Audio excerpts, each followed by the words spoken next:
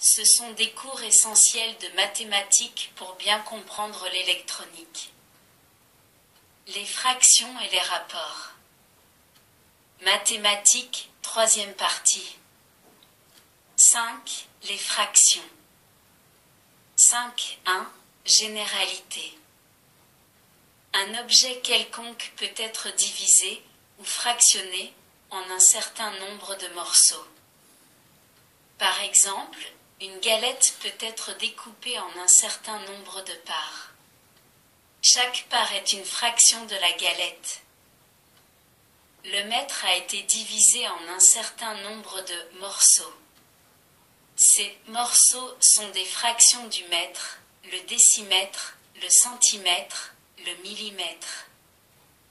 5.2. Représentation des fractions.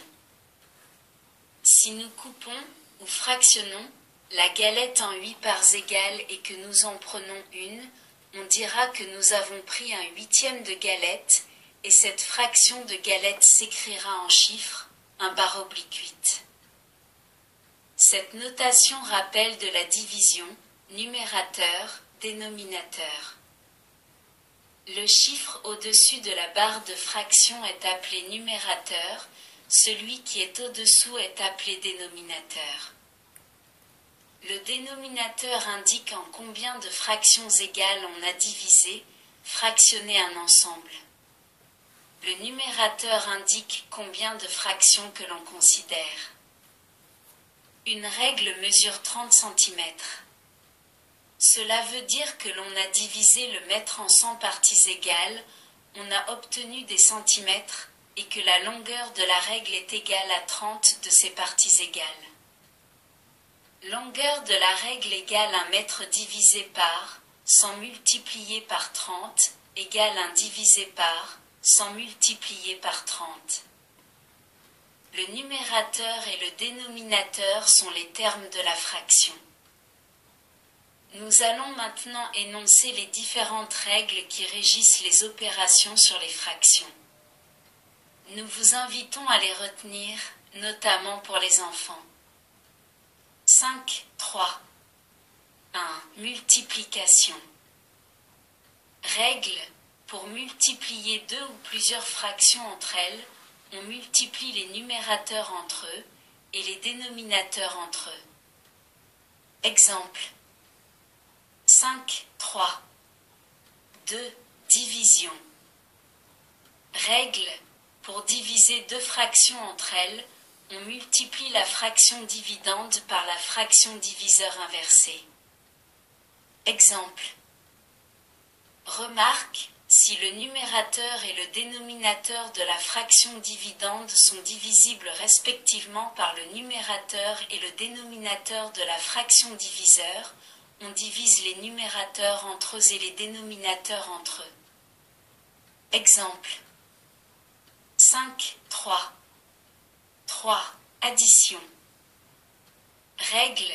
Pour additionner plusieurs fractions entre elles, il faut les réduire au même dénominateur. Additionner les numérateurs entre eux.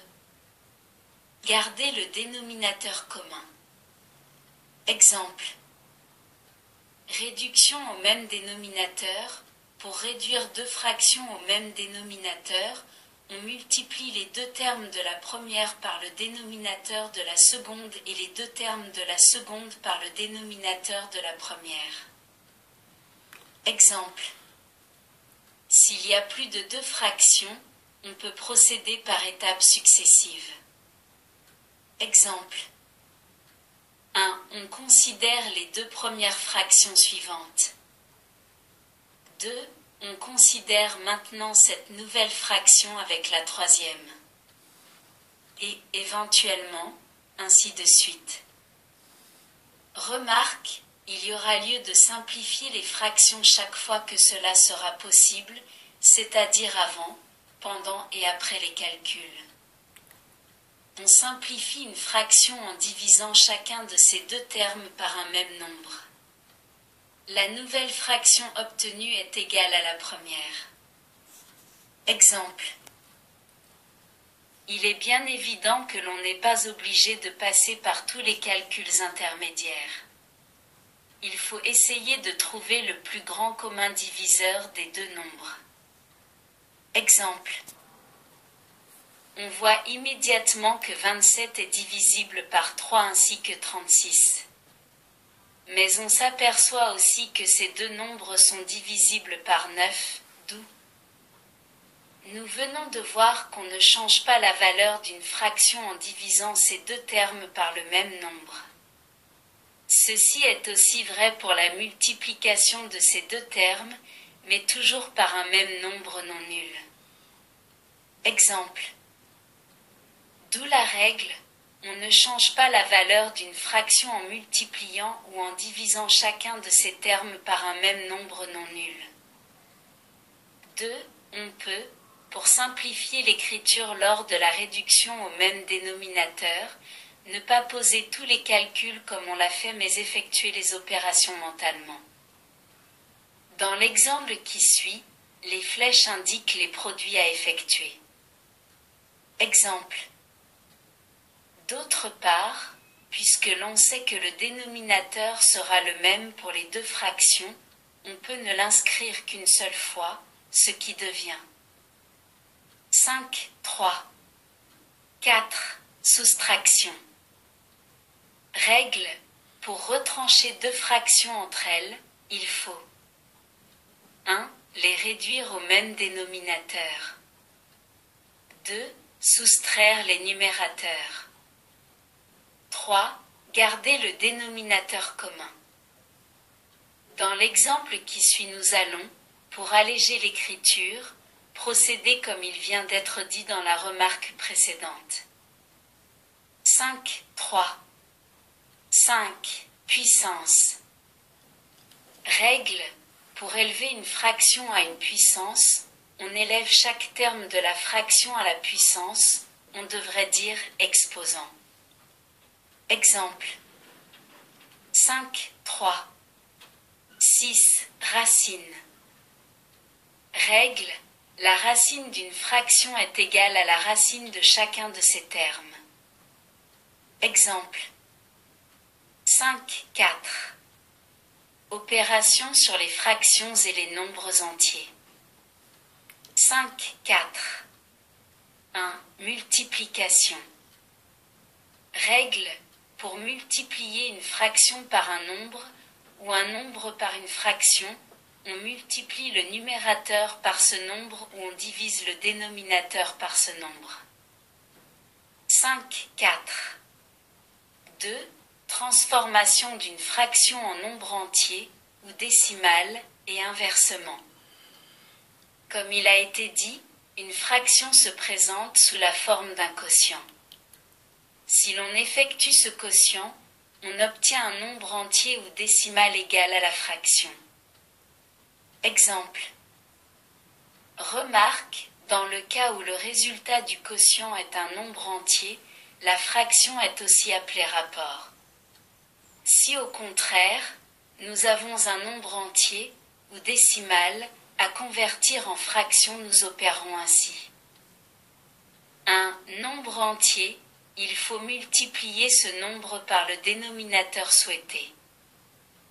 Exemple, on désire transformer le chiffre 3 en un certain nombre de tiers, quart, cinquième, etc. 2. Nombre décimal, il faut multiplier ce nombre par la puissance de 10 qui transformera le nombre décimal en nombre entier. Exemple. 5, 5. Nombre fractionnaire. Les opérations ci-dessus sont dédiées aux enfants et à ceux qu'ils veulent apprendre ainsi que les adultes comme ci-après. Définition. Un nombre fractionnaire est un nombre entier suivi d'une fraction. On peut convertir ces nombres fractionnaires en nombres décimaux. Exemple. On peut également convertir les nombres fractionnaires en fractions. Exemple. Résumé. 6. Rapport. Définition. On appelle rapport de deux nombres A et B la quotient exacte de ces deux nombres. C'est ce que nous avions vu en examinant les fractions. On définit également le rapport de deux nombres comme étant le nombre par lequel il faut multiplier le second pour obtenir le premier. Ainsi de A divisé par B égale C, on peut écrire C multiplié par B égale A. Cela est maintenant évident. En effet, nous reconnaissons la manière d'effectuer la preuve de la division. 6.1. Propriété des rapports. Comme un rapport s'exprime sous la forme d'une fraction, les règles examinées au sujet des fractions s'appliquent toutes au rapport, et en particulier les sommes, produits et quotients. Un rapport est donc assujetti aux mêmes règles et susceptible des mêmes simplifications qu'une fraction. Dans l'étude des propriétés qui suit, nous rappellerons simplement celles que nous avons déjà vues avec les fractions. Première propriété, on ne change pas la valeur d'un rapport en multipliant ou en divisant ces deux termes par un même nombre. Deuxième propriété, pour additionner deux ou plusieurs rapports, on les réduit au même dénominateur, puis on additionne les numérateurs et on conserve le dénominateur commun. Troisième propriété, pour multiplier entre deux ou plusieurs rapports, on multiplie les numérateurs entre eux et les dénominateurs entre eux. Quatrième propriété, pour diviser deux rapports entre eux, on multiplie le rapport dividende par le rapport diviseur inversé.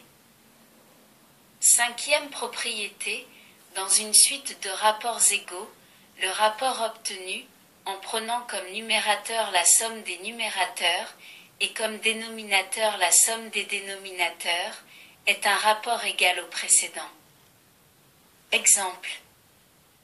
Sixième propriété, dans une suite de rapports égaux, le rapport obtenu en prenant comme numérateur la différence des numérateurs et comme dénominateur la différence des dénominateurs est un rapport égal au précédent. 7. Proportion. Définition. On appelle proportion l'égalité de deux rapports. A, B, C et D sont les termes de la proportion. A et D sont les termes extrêmes, appelés plus simplement extrêmes. B et C sont les termes intermédiaires, appelés moyens. 7.1. Propriété des proportions. Première propriété, dans une proportion, le produit des extrêmes est égal au produit des moyens. Soit, nous voyons immédiatement que 2 multiplié par 6 égale 3 multiplié par 4. Et plus généralement, deuxième propriété, dans une proportion, on peut permuter. Soit les extrêmes, soit les moyens, ou les extrêmes et les moyens. Reprenons l'égalité littérale trouvée précédemment. Divisons les deux membres de cette égalité par le produit AB. Divisons cette fois les deux membres par le produit CD. Divisons enfin cette égalité par le produit AC. Troisième propriété, dans une proportion, on peut remplacer chaque rapport par son inverse. 7.2.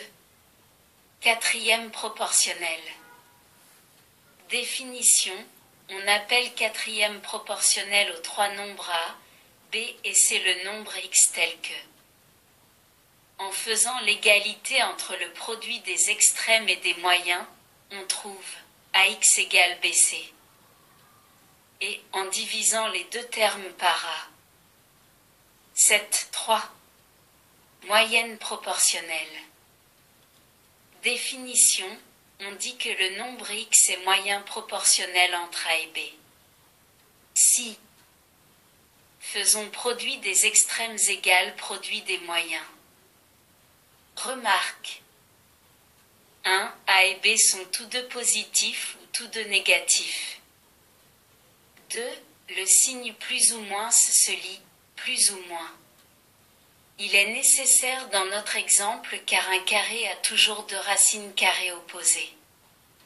En effet, plus 2, puissance 2 égale 4 et moins 2, puissance 2 égale 4, application de la règle des signes. 7.4. Récapitulation des propriétés des rapports proportions. Pour mieux comprendre les leçons d'électronique, nous allons continuer les mathématiques afin de bien comprendre et de bien connaître la représentation graphique. Avec les graphiques, nous avons toutes les valeurs sous les yeux et le calcul se réduit à une simple observation, complétée tout au plus par quelques opérations graphiques.